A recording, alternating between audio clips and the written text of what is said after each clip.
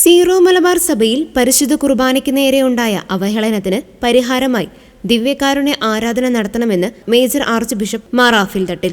Zero Malabar സഭയിൽ പരിശുദ്ധ കുർബാനയ്ക്ക് നേരെയുണ്ടായ അവഹേളനത്തിന് പരിഹാരം ചെയ്യാനും പരിശുദ്ധ കുർബാനയോടുള്ള ഭക്തിയിൽ വളരാനും സെപ്റ്റംബർ മാസം 12-ാം തീയതി വെള്ളിയാഴ്ച ദിവ്യകാരുണ്യ ആരാധന നടത്തുവാൻ മേജർ ആർച്ച് ബിഷപ്പ് ആഹ്വാനം ചെയ്തു. കഴിഞ്ഞ ദിവസം പുറപ്പെടുവിച്ച സിനഡാനന്തര സർക്കുലറിലൂടെയാണ് പിതാവ് ഇക്കാര്യം വിശ്വാസി സമൂഹത്തെ അറിയിച്ചത്.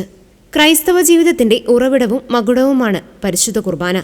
അത്യാദരവോടും ഭക്തിയോടും കൂടെ വേണം പരിശുദ്ധ കുർബാനയിൽ പങ്കെടുക്കേണ്ടതെന്നും മേജർ ആർച്ച് ബിഷപ്പ് സർക്കുലറിലൂടെ ഓർമ്മിപ്പിച്ചു. നമ്മുടെ സഭയിൽ പരിശുദ്ധ കുർബാനയെ അവഹേളിക്കുന്ന ചില സംഭവങ്ങൾ ഉണ്ടായത് നമ്മെ ഏറെ വേദനിപ്പിക്കുകയും അനേകർക്ക് ഉതപ്പിന് കാരണമാവുകയും ചെയ്തിട്ടുണ്ട്.